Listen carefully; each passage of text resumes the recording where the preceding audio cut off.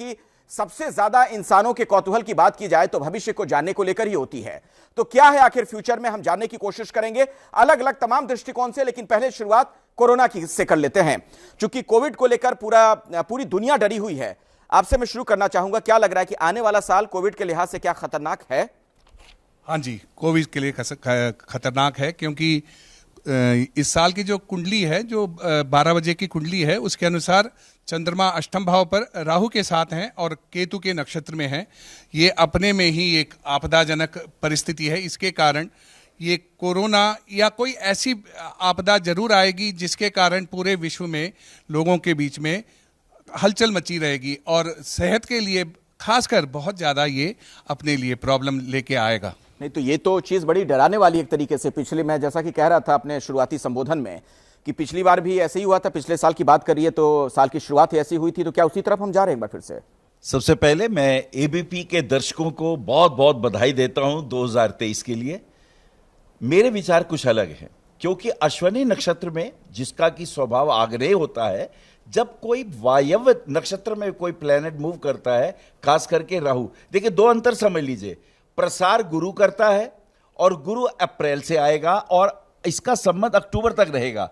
राहु उसकी परिस्थितियां बिगाड़ देता है और शनि जो है वो मृत्यु तुल्य कष्ट देता है। लेकिन विदेश में, पश्चिम देशों में इसका प्रसार कष्टदायी होगा, लेकिन भारतवर्ष में यह जानलेवा नहीं है। भारतवर्ष को सावधान रहना है और इतना भयावह नहीं है। भारत के लिए भयावह नहीं है, ये आपका आकलन है। लेकिन चीन में जिस तरीके के हालात हैं, जो तस्वीरें वहां से आ रही हैं, लगातार वहां पर हम देख रहे हैं कि लोगों की मौत हो रही है, शवों के अंबार लगे हुए, क्या हिंदुस्तान में एक बार फिर से ऐसा मंजर हो सकता है क्या? देखिए 2023 का अगर टोटल योग देखते हैं तो 7 योग आता है, जिसका स्वामी ग्रह केतु है। 2-2-3 इसमें 3 जो है बृहस्पति हैं और 2 जो है इसको स्वामी चंद्रमा हैं। चंद्रमा और बृहस्पति का योग अगर देखें तो उस तरह की भयावह स्थिति भारत में नहीं होगी जैसे पूरी दुनिया में अभी अमेरिका में या चाइना में हो रहा है। वैसी स्थिति हम नहीं देखते। यहाँ भी देखने को मिलेगा कोरोना, लेकिन उस तरह भयावह नहीं होगा। लहर 1 और 2 और 3 की तरह नहीं होगा। आएगा कोरोना, लेकिन बहुत ज़्यादा परेशानी नहीं देगा।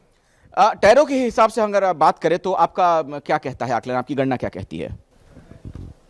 जी, टैरो के हिसाब से अगर मैं बात करूं तो कोरोना निश्चित ही एंटर करेगा भारत में। ऐसा नहीं है कि कोरोना नहीं आएगा, बिल्कुल आएगा, लेकिन उस तरीके की भयानक स्थिति बनते हुए मुझे नहीं दिखाई देती। फिर भी मैं अगर बात करूं तो अप्रैल तक सावधान रहने की जरूरत है। अप्रैल मई तक, अप्रैल तक हम बहुत सावधान रहें। लेकिन रावत जी, क्या लग रहा है 2023 में फिर से पुराना वो मंजर सामने आ सकता है जो हमने पहले देखा?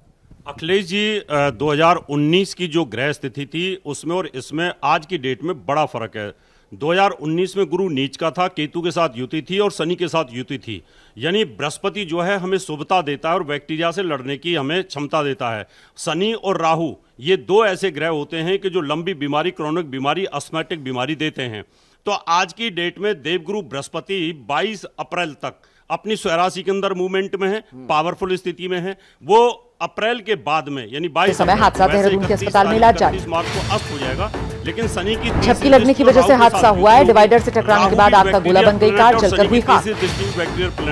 लेकिन ये बीसीसीआई सचिव जयशाह ने ऋषभ पंत की मां सरोज पंत से फोन पर बात की। ऋषभ के परिवार से लगातार संपर्क में बीसीसीआई। इसका मतलब जो रेशियो है वो तुनिशा केस में आरोपी शिजान को राहत नहीं, वसई कोर्ट ने 1 दिन की रिमांड बढ़ाई।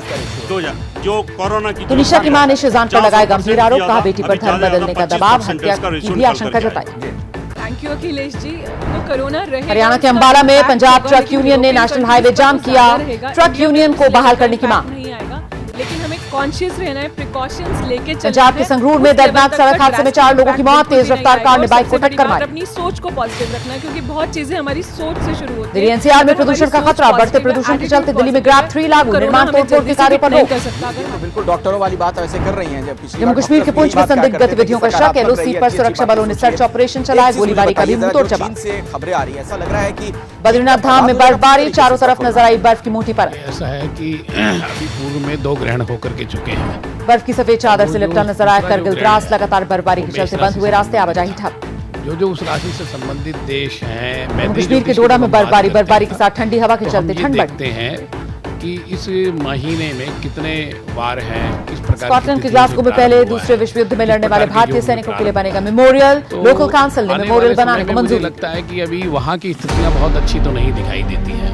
का अध्ययन करते हैं तो जो 1 जनवरी 2023 की हमने कुंडली बनाई, नो डाउट उसमें हम संघटा चक्र का प्रयोग करते हैं। राशि संघटा चक्र में 17 जनवरी और 22 फरवरी ये जो 2 पीरियड जो रहेंगे, ये नो डाउट भारत के लिए भी सेंसिटिव है, हमें सावधान रहने की बहुत आवश्यकता है।